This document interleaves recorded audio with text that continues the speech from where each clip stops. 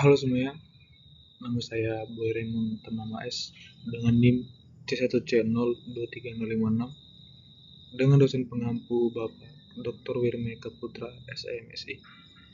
Di sini saya akan mempresentasikan tentang sistem stem cell, kendala, perlawanan, dan pihak terkait dari penggolongan pajak. Yang pertama adalah sistem pemungutan pajak. Sistem pemungutan pajak merupakan suatu cara yang digunakan untuk menghitung besarnya pajak yang perlu dibayarkan oleh wajib pajak kepada negara. Dengan kata lain, sistem ini menjadi metode untuk mengelola utang pajak yang bersangkutan supaya bisa masuk ke kas negara. Setiap negara di dunia mempunyai sistem dan metode yang berbeda, sedangkan Indonesia mempunyai 3 sistem pemungutan pajak yang berlaku. Berikut ketiga sistem tersebut beserta ciri-cirinya. Yang pertama itu sistem self-assessment. Sistem ini memungkinkan wajib pajak untuk menentukan sendiri besarnya pajak yang harus mereka bayarkan. Dalam sistem ini, wajib pajak memiliki tanggung jawab untuk menghitung, mengestimasi, membayar, dan melaporkan jumlah pajak yang mereka haruskan.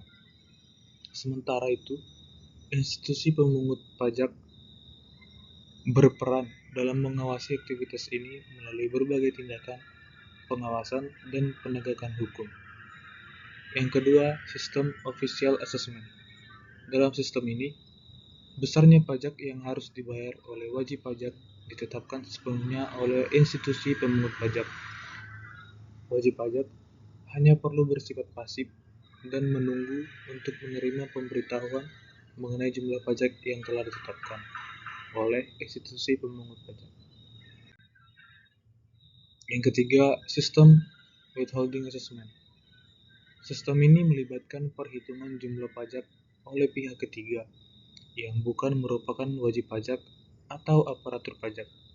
Dalam sistem ini, pihak ketiga ini bertanggung jawab untuk menghitung dan menahan sebagian pendapatan wajib pajak untuk kemudian disetorkan ke institusi pemungut pajak sesuai dengan peraturan yang berlaku. Stelsel pemungutan pajak. Yang pertama, stelsel nyata atau real. Stelsel nyata merupakan salah satu jenis pemungutan pajak yang didasarkan pada objek atau penghasilan yang diperoleh sesungguhnya. Penghasilan nyata untuk pajak penghasilan. Yang kedua, stelsel anggapan atau fictive stelsel. Jenis pemungutan pajak ini yang didasarkan pada anggapan yang diatur oleh suatu undang-undang. Anggapan yang dimaksud di sini dapat bermacam-macam jalan pikirannya, tergantung pada peraturan perpajakan yang berlaku. Yang ketiga, stelsel campuran. Jenis stelsel ini merupakan kombinasi antara stelsel pajak dan stelsel anggapan. Pada awal tahun, besarnya pajak dihitung berdasarkan suatu anggapan. Kemudian, pada akhir tahun, besarnya pajak disesuaikan dengan keadaan sebenarnya. Apabila kenyataannya besaran pajak lebih besar daripada pajak menurut anggapan, maka wajib pajak harus menambah pembayaran. Hambatan-hambatan dalam pemungutan pajak. Pemungutan pajak di Indonesia mengalami banyak permasalahan, antara lain disebabkan oleh kelemahan regulasi di bidang perpajakan itu sendiri, lalu kurangnya sosialisasi, tingkat kesadaran, pengetahuan, dan tingkat ekonomi yang rendah, database yang belum lengkap dan akurat, lemahnya penegakan hukum berupa pengawasan, dan pemberian sanksi yang belum konsisten dan tegas. Bentuk perlawanan pajak. Yang pertama itu perlawanan pasif.